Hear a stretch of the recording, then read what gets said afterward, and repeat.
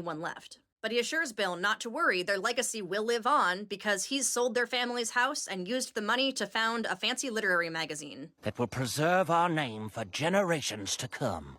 Printed on acid-free paper. Meanwhile, Hank and Peggy are enjoying Bill's leftover barbecue, which he had made using his family's recipe. It's delicious, and one thing leads to another, and eventually Bill is in talks to sell the recipe and sauce. Gilbert finds out and thinks the idea is abhorrent. We are a family of proud landowners, of state senators and literary men. Shut down this house! So Gilbert is allowed to sell the family house and use the money to found a literary magazine without consulting with Bill. But when Bill tries to basically do the same thing with the barbecue sauce, that suddenly isn't okay because commercial barbecue sauce is beneath them or whatever. He's more dedicated to the name and the lineage and the bloodline than he is to the actual idea of family. Bill, meanwhile, is exemplifying the values of family by sharing with his community and showing love and showing affection and feeding other people. And Bill recognizes that friends can be family too. Like take Bobby, for example. Bobby is supposed to help Bill cook, but ditches him at the last minute. And Bill not only covers for Bobby, but gives him a second chance.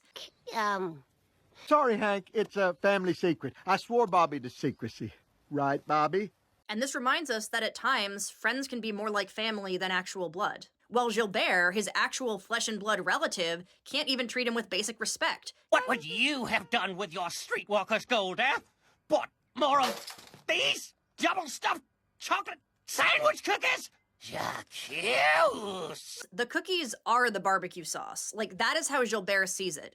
Just a prepackaged good that any heathen can go and buy at the grocery store. I also wonder how much of Gilbert's anger comes from the fact that he's just frustrated and sad because so many of his family members died and he's one of the only two left, so he doesn't really know how to process that, and he just takes it out on Bill, basically clutching to what he considers the last piece of his family. Gilbert is taking advantage of Bill's loneliness here. He may genuinely think that the sauce is a bad move, but he also knows that Bill is not going to do anything to risk losing his only family member. And that's exactly what happens. Bill decides not to sell it.